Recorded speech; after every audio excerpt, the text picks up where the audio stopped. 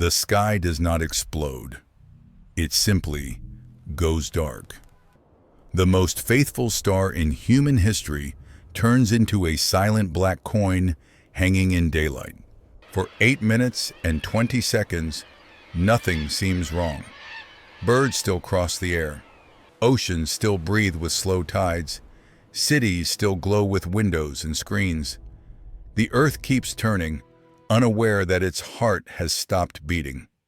Then the light thins. Colors drain from clouds. Shadows sharpen into knives. And the warmth that has ruled this planet for 4.5 billion years begins to fade like a dying ember. Without the nuclear fire inside the sun, its gravity remains, but its voice of light is gone. Day becomes twilight, and twilight collapses into night. The average temperature of Earth starts to fall immediately, like a fever breaking in reverse. Within the first week, the surface chills to minus 17 degrees Celsius. Crops stiffen into crystal sculptures. Rivers slow, then freeze mid-sentence. Snow falls where deserts once whispered heat. The moon becomes a ghostly lantern in a sky of ink. By the second week, the oceans begin to seal themselves with armor. Ice spreads from the poles like a white disease, crawling toward the equator. Storms are born from the clash of sinking cold air and the last pockets of warmth trapped near the surface. Hurricanes of snow roar across continents. Forests shatter with the sound of breaking glass. Every breath feels heavier, as if the air itself mourns the lost star. After 1 month, the average temperature reaches minus 70 degrees Celsius. The atmosphere starts to fall. Nitrogen and oxygen, once dancers in the sky, begin to snow down onto the ground as pale frost. The sky thins. Sound travels differently. The world feels hollow. Sunlight no longer powers the winds, no longer lifts water into clouds, no longer feeds the invisible engines of life.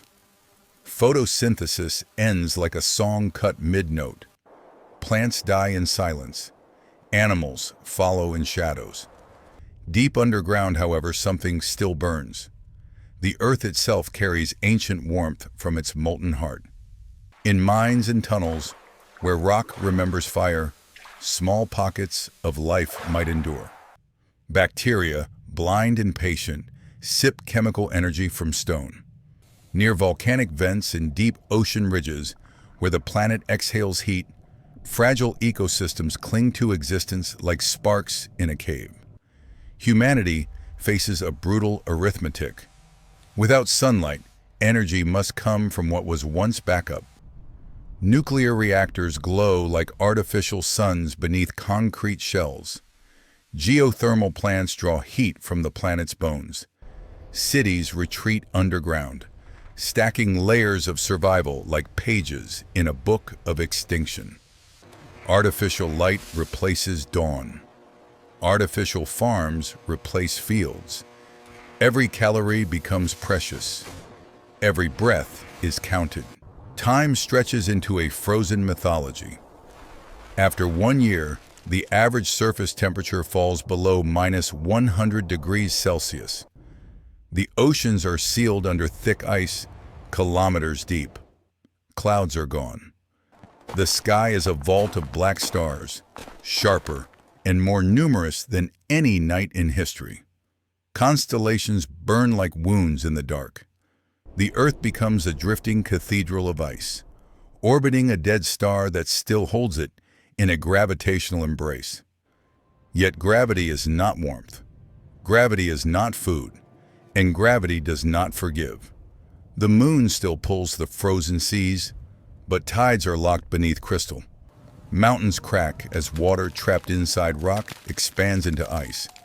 Continents fracture with sounds no ear was meant to hear. The planet shrinks slightly, tightening its frozen skin around a cooling core. Could humanity survive? Only as a species of tunnels and reactors. Only by becoming a civilization of machines and memory. Children would be born under ceilings of steel, never seeing sunrise, learning about yellow light from stories and recordings. The sun would become a myth, a warm god of the past, a golden lie. And far beyond, the stars would continue their burning dances, indifferent to the frozen world that once called one of them its parent. Earth would still circle the dark sun every year, like a mourner walking around a grave. A planet without morning, a world without seasons, a globe of ice wrapped around a heartbeat of fire. In the end, the question is not whether life could survive, but what kind of life it would become.